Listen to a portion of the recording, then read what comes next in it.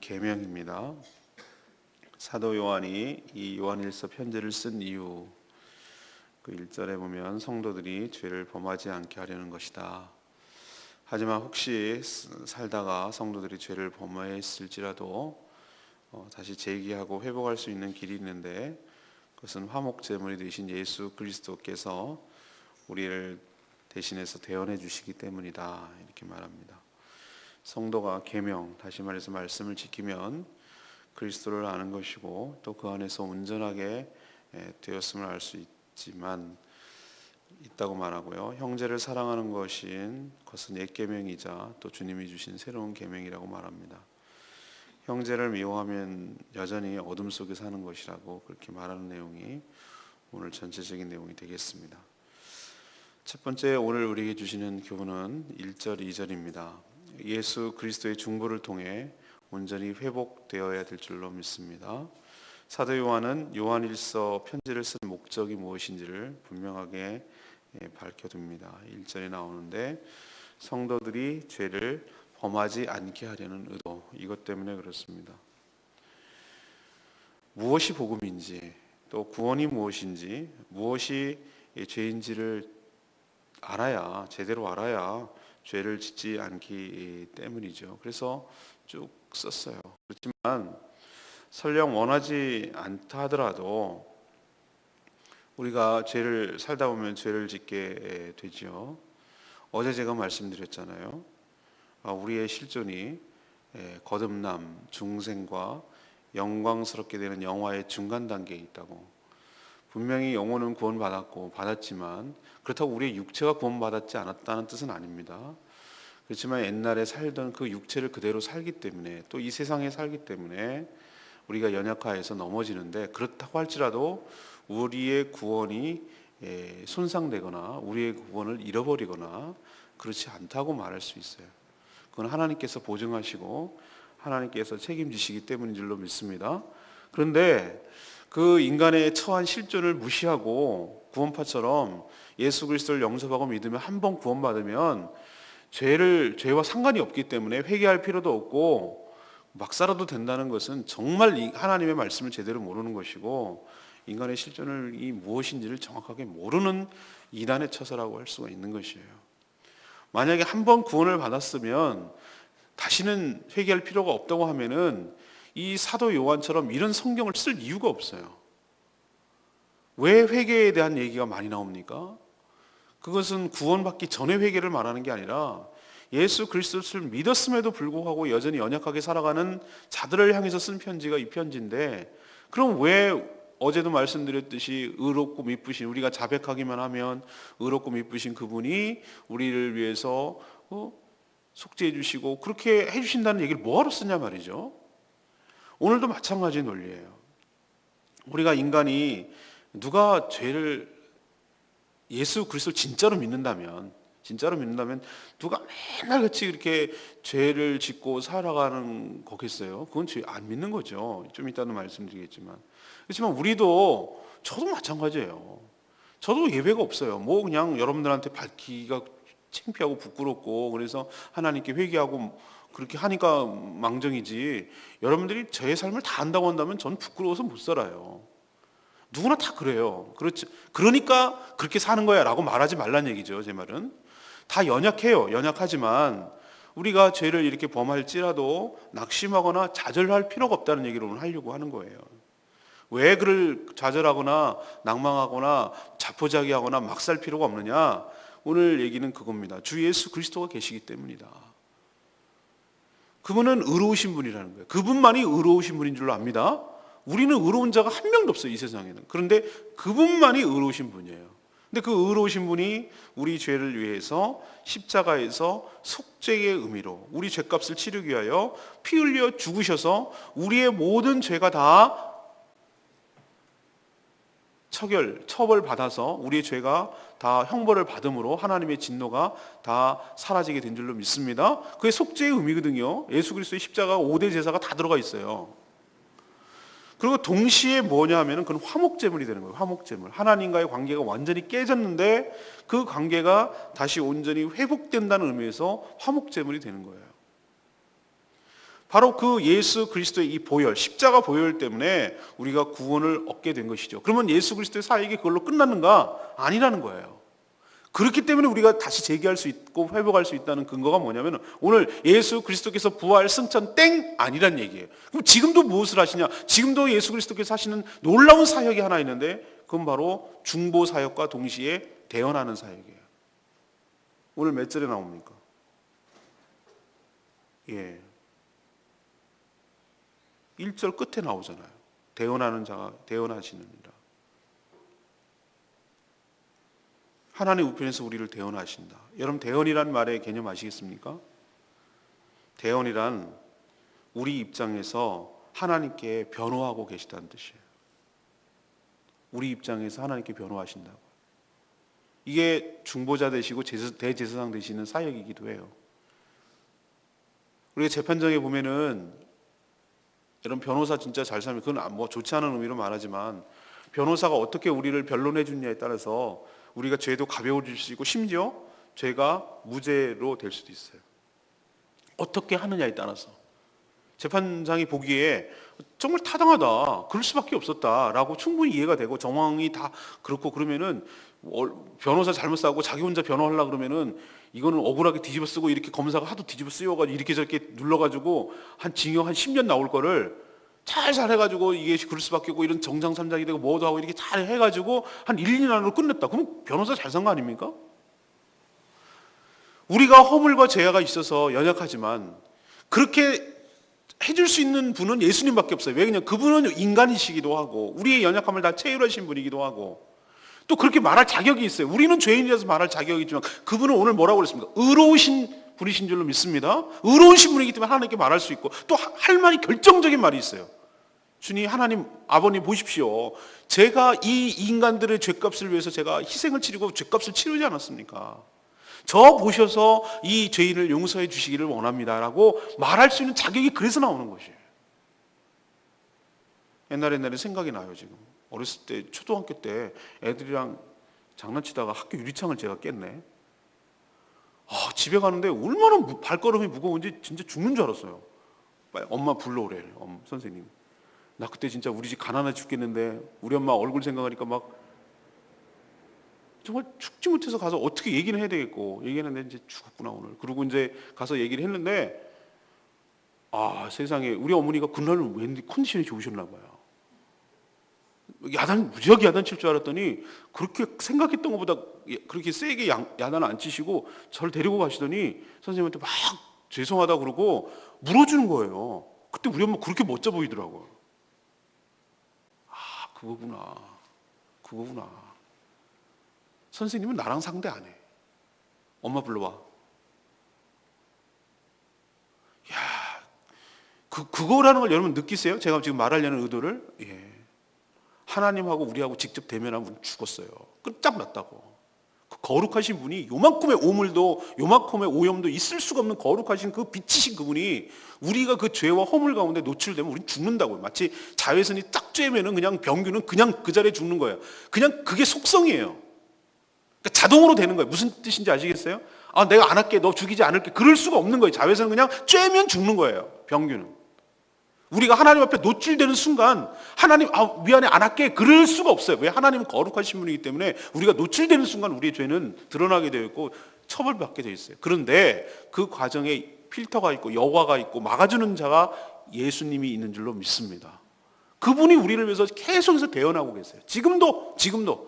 그러니까 착각하지 마시라 이 말이죠. 뭔 말이냐면은 우리가 지금 아직도 오늘도 숨쉬고 살고 아직까지도 버티고 살고 아직까지도 봐주는 이유는 우리가 어여쁘거나 우리가 뭐 가능성이니까 우리가 잘나서가 아니라 지금도 우리를 위하여 말할 수 없는 것으로 탄식하고 계시고 또 하나님께 간구하고 계시고 대언하고 계시고 대변하고 계시고 나를 대신해서 빌어주시고 나를 대신해서 용서를 구하고 계시는 예수 그리스도의 이 중보사역 대언사역 때문에 우리가 살고 있는 줄로 믿습니다. 그렇기 때문에 너희들 좌절하지 말고 한번 쟀다고 또 죄를 밥 먹듯이 하지 말고 낙담하지 말고 좌절하지 말고 예수 그리스도의 이 중보사역, 대언사역 힘입어서 회개 기도하고 용서를 구하고 다시 일어서라. 그것이 바로 너를 위해서 대언해 주시는 예수 그리스도를 위하는 길이고 그게 은혜를 받는 자답게 사는 것이다. 그 얘기를 지금 하려는 거예요. 그런데 요즘 성도들은 죄를 짓고 낙담은커녕 악용을 해요. 이게 더 문제예요.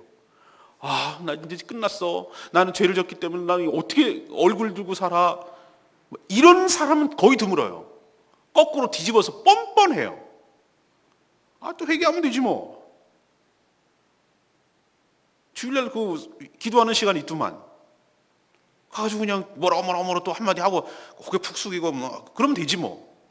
이렇게 예수 그리스도께서 우리를 위하여 죄값을 치른 예수 그리스도의 그 죽음을 아주 가볍게 여긴다고요. 이게 다 사실은 더 큰 문제예요. 참회가 너무 가볍다는 뜻이죠.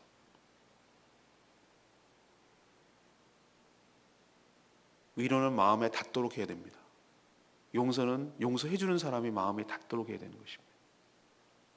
하나님의 마음에 흡족하도록, 하나님이 용서하시도록, 하나님께 가도록, 우리 편에서가 아니라 우리 편의를 위해서가 아니라 하나님의 마음이 흡족하도록, 그렇게 우리가 하나님 앞에 용서를 구하고 죄의 심각성을 깨닫고 나 때문에 예수께서 십자가에서 이렇게 처참하게 죽으셨구나. 내가 이렇게 죄를 안 졌으면 예수님이 채찍 한 대 덜 맞을 수도 있었는데 내가 이 지은 죄 때문에 예수님이 채찍을 한 대 더 맞으셔서 그게 살이 찢기고 피가 흘려지고 그랬구나 라고 생각한다면 우리의 죄가 결코 가볍지 않아요.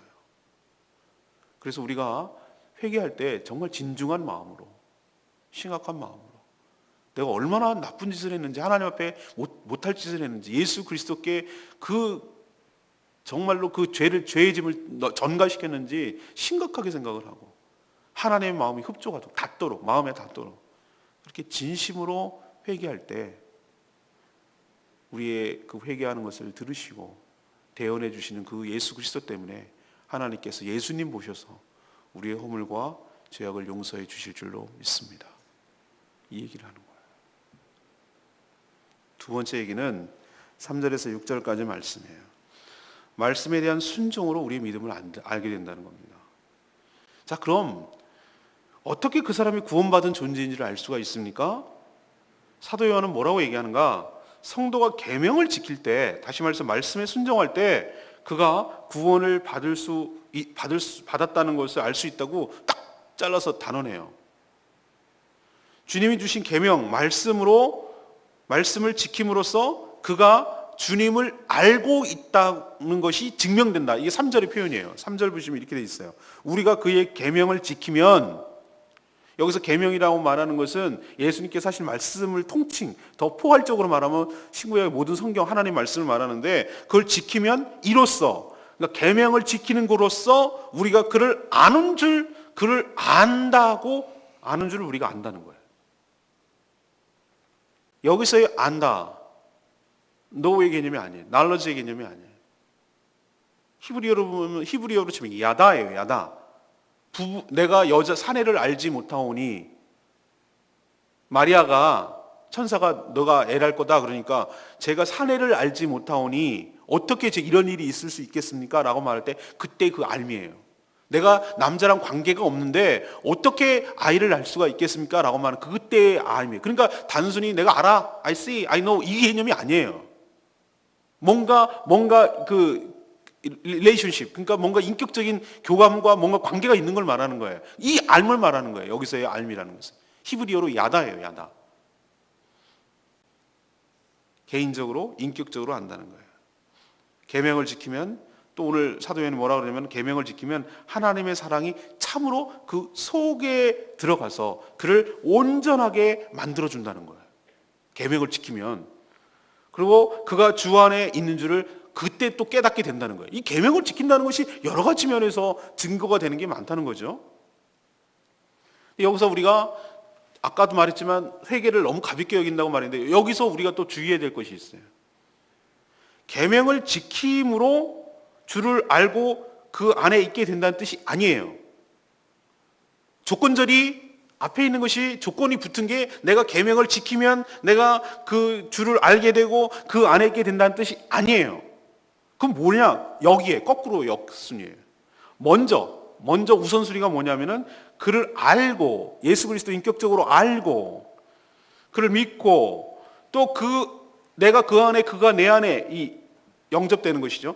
내가 그 안에 그가 내 안에 있게 될 때 자연스럽게 나타나는 현상이 그의 계명을 지키는 것으로 나타난다는 뜻이에요.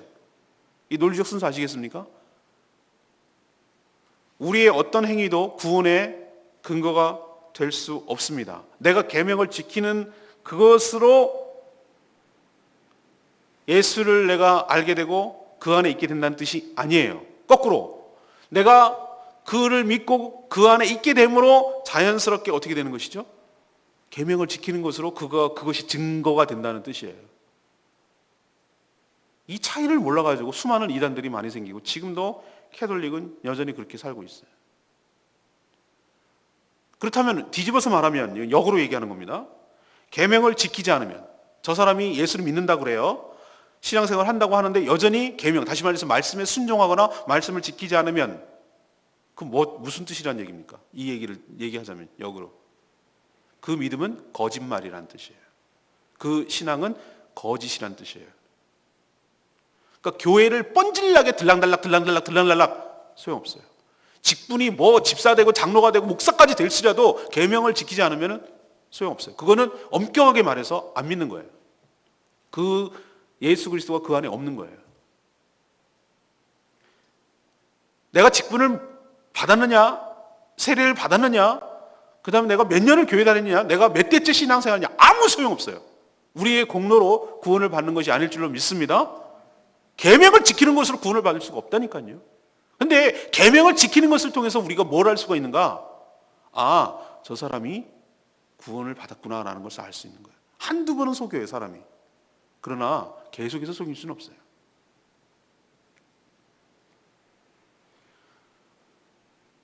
그 안에 살면 닮게 돼 있어요. 사랑하면 닮게 돼 있어요.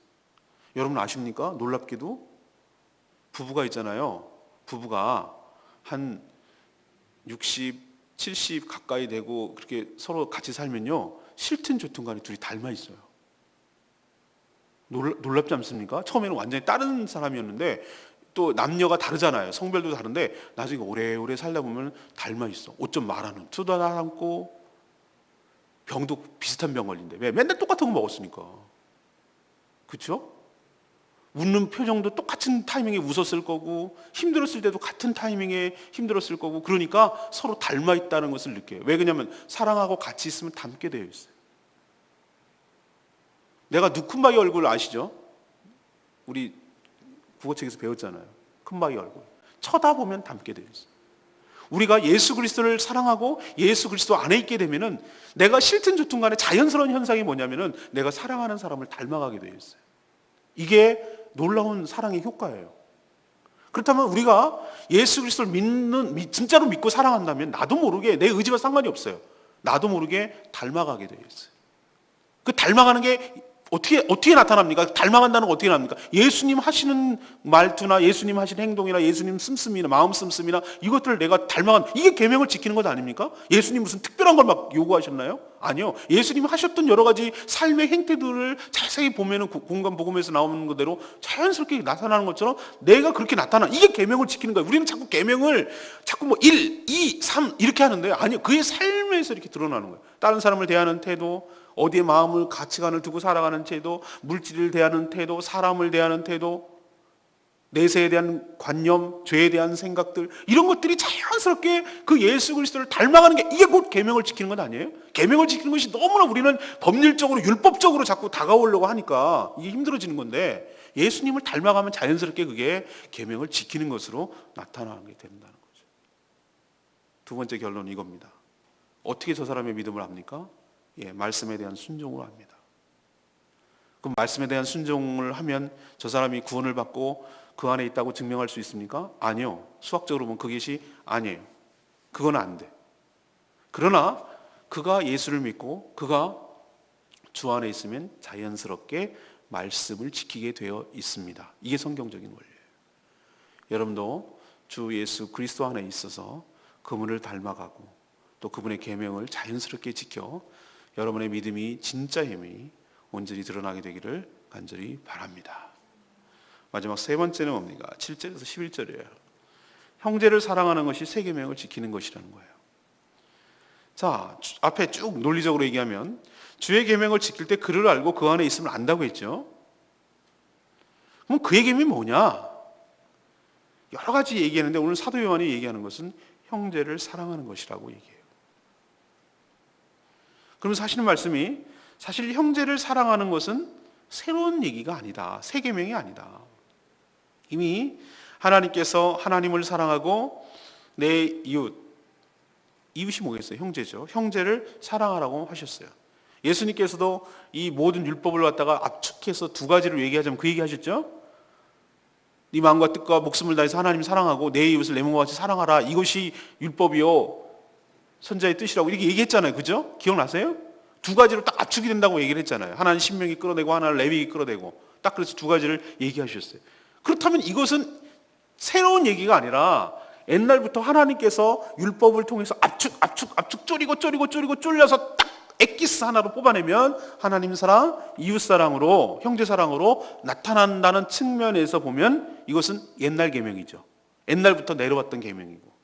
그러나 예수님이 오셔서 자신이 사랑한 것처럼 너희도 서로 사랑하라 라고 말한다는 측면에서 보면 이것은 예수님 그리스도 안에서 새로운 언약에 따른 새 계명이 되는 것이죠.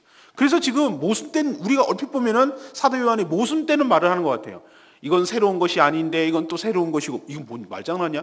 그런 의미예요. 그런 의미. 옛날부터 있었던 것이라는 측면에서는 옛 계명이고, 예수님께서 또 한 번 강조하시고 말씀하셨다는 측면에서는 또 새 계명이고. 이제 성도는 어둠의 삶을 청산하고 빛 가운데 살아가는 존재라고 할 수 있습니다. 빛 가운데 살아간다는 뚜렷한 증거는 뭐냐? 특히 믿는 성도, 형제 자매를 주님처럼 사랑하는 것이 빛 가운데 살아가는 것이에요. 사도 요한은 오늘 뭐라고 성경에 얘기냐면 형제를 미워하는 자는 여전히 어둠 속에 있고 어둠에 행하여 갈 곳을 알지 못하는 존재다라고 오늘 딱 얘기를 하고 있어요. 야, 정확한 표현이에요. 우리가 이 미움에 사로잡히면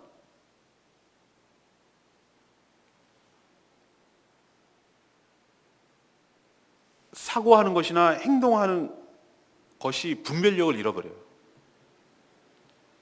그래서 자꾸 악수를 두게 돼요. 바둑으로 치면은 잘못된 돌을 던져요. 이것이 형제를 미워하게 되면 갈 바를 알지 못하고 여전히 어둠 가운데 있다는 말이 저는 뭔가 알 것 같아요. 이게 실감했으니까.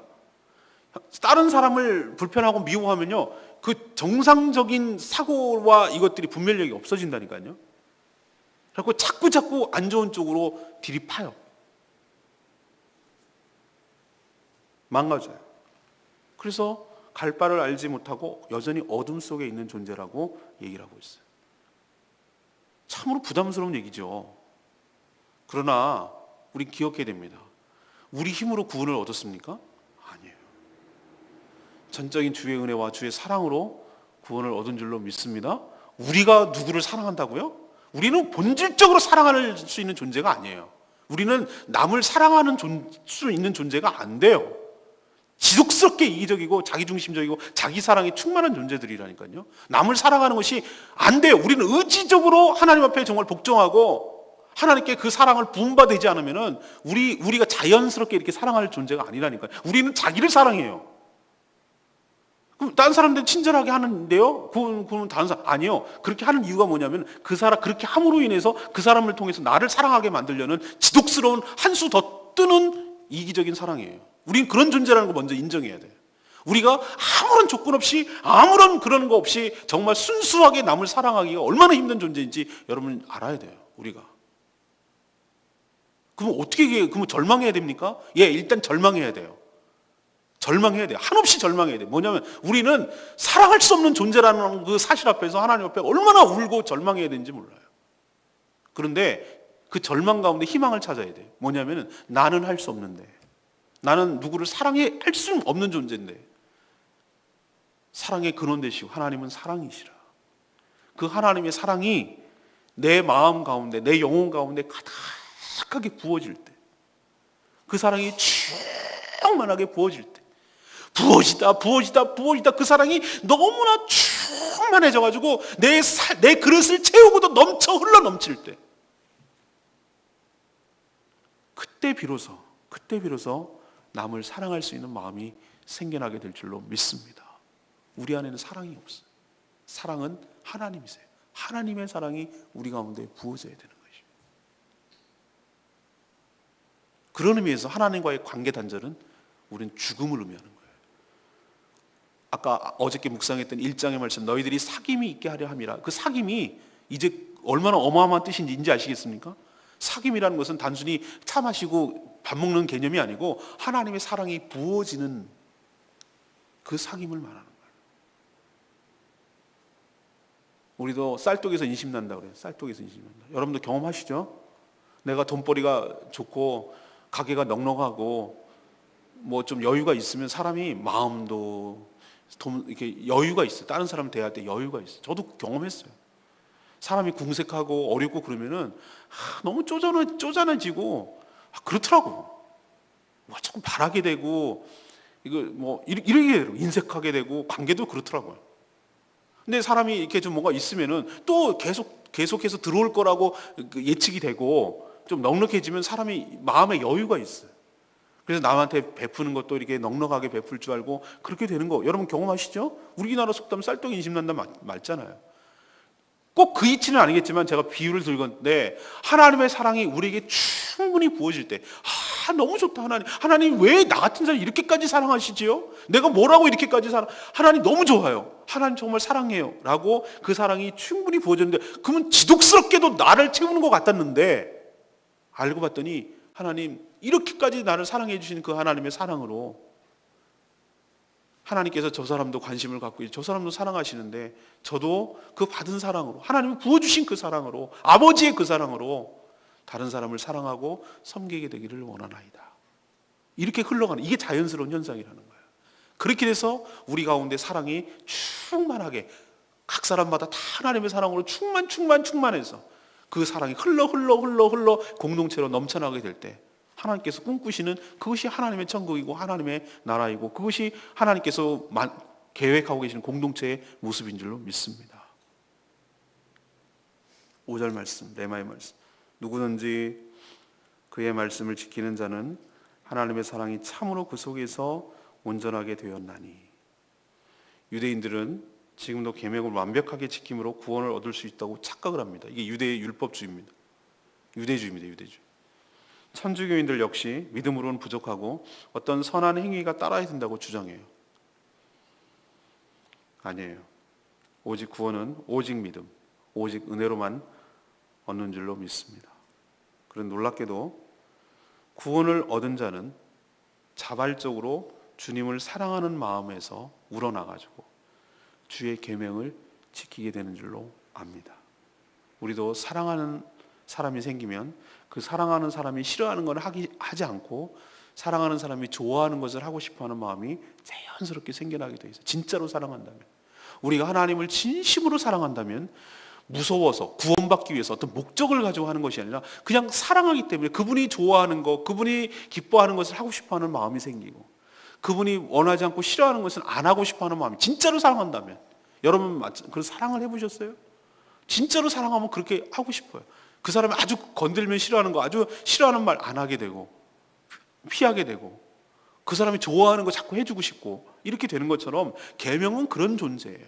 하나님을 사랑하기 때문에 자연스럽게 나오는 것이 그 행동들이 계명을 지키는 것으로 나와요. 왜? 그분이 원하는 걸 하고 싶어 하니까. 그럴 때 하나님의 사랑이 우리 속에서 우리를 온전하게 할 줄로 믿습니다. 온전하게 한다고 그랬어요. 그분의 사랑이 우리를 온전하게 한다. 우리 인간은 완벽을 꿈꿔요. 모든 사람이 그랬어요. 수많은 사람들이 권력을 잡음으로 온전해지기를 원하고 재력을 잡음으로 사상을 통해서 뭘 통해서 그렇게 온전해지기를 원했어요. 다 실패했어요. 하나님의 사랑이 우리에게 충만하게 부어질 때 우리가 비로소 온전한 존재, 온전한 실존이 그때 비로소 우리다운 온전한 존재가 그때 될 줄로 믿습니다. 이것이 성령만이 가지고 있는 비밀이고 신비예요. 세상 사람들은 죽었다 깨어나도 깨닫지 못하는. 그러나 우리는 그 비밀을 알고 있고 그 원리를 알고 있고 그 신비를 알고 있어요. 하나님의 사랑이 여러분 가운데 충만하게 부어지게 되기를 간절히 소망합니다. 세 가지 말씀드렸습니다. 예수 그리스도의 중보를 통해서 우리가 다시 회복될 줄로 믿습니다. 다시 재기할 수 있어요. 그러나 조심할 것, 예수 그리스도의 보혈을, 십자가를 욕보이지 마십시오. 가볍게 여기서는 안 돼요. 죄에 대해서 심각성을 가지고 진중하게, 진지하게 죄를 미워하고 피 흘리기까지 죄를 싸우고 죄를 졌다 하더라도 그 죄를 심각하게 생각하고 마음에 하나님의 마음에 닿도록 회개해야 돼요. 그러지 않고 가볍게 슬쩍슬쩍 기계적으로 회개하는 거 하나님을 경홀히, 하나님을 만홀히, 하나님을 우습게 경멸하는 행위예요. 예수 그리스도의 십자가를 헛되이 아주 쓰레기통에 버리는 행위예요. 그거 생각하시고 우리를 위해 대언하시는 그분을 욕보이지 않도록 우리가 신중하게 회개해야 될 줄로 믿습니다. 두 번째 얘기는 뭐예요?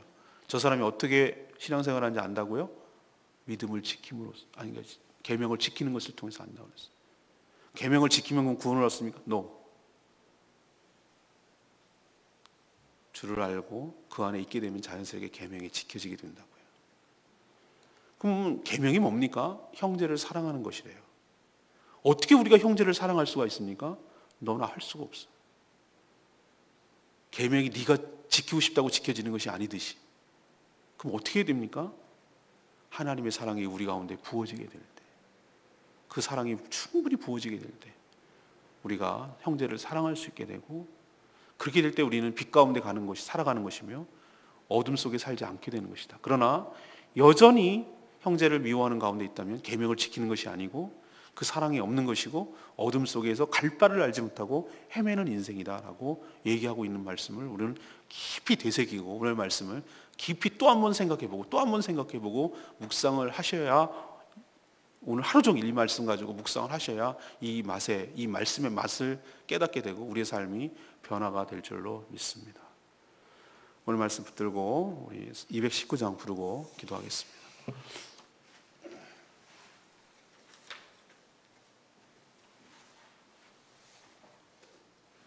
형제의 모습 속에 보이는 하나님의 형성 아름다워라 존귀한 주의 자녀 됐으니 사랑하며 섬기리. 219장입니다. 형제의 모습 속에 보이는, 형제의 모습 속에 보이는 하나님 형상 아름다워라 존귀한 주의 자녀 됐으니 사랑하며 섬기리. 자매의 모습 속에 보이는, 자매의 모습 속에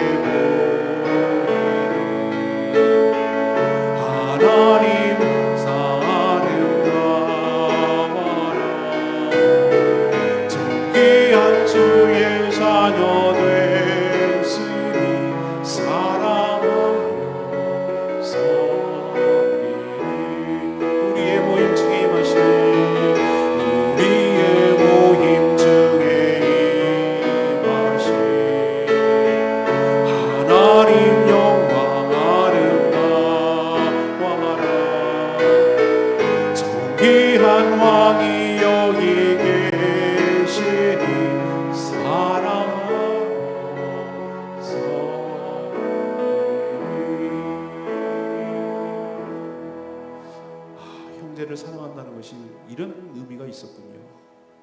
이걸 당위론적으로 율법적으로 마지못해서 억지로 사랑해야지 틀렸어요. 전제가 틀렸습니다. 우리는 사랑할 수 없는 존재예요. 한없이 절망해야 돼요. 지독스럽게 이기적이에요. 지독스럽게 자기중심적이에요. 나를 사랑하고 나만을 위해 주기를 바라는 그 존재가 우리예요. 우리는 남을 사랑할 수 있는 존재가 아니에요. 근데 어떻게 사랑할 수 있습니까? 왜 이런 부담을 우리에게 주십니까? 비결이 있죠. 하나님의 사랑이 부어져야 돼요. 하나님의 사랑이 충분히 부어져야 돼요. 빛 가운데 걸어가게 되고 형제를 사랑할 수 있는 비결은 바로 거기에 있습니다. 이게 계명을 지키는 것입니다. 하나님, 우리에게 사랑을 부어주시옵소서. 아버지의 사랑을 부어주시옵소서.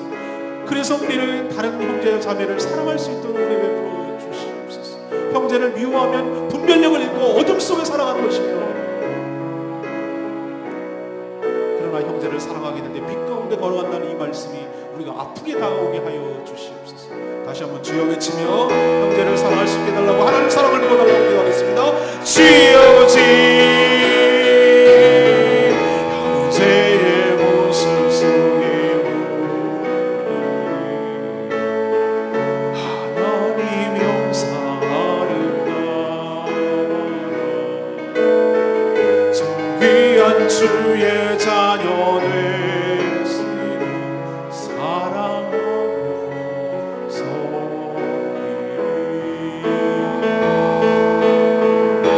우리의 모임 중에 하나님 영광하는가. 정귀한 왕이 여기 계시니 사랑하면서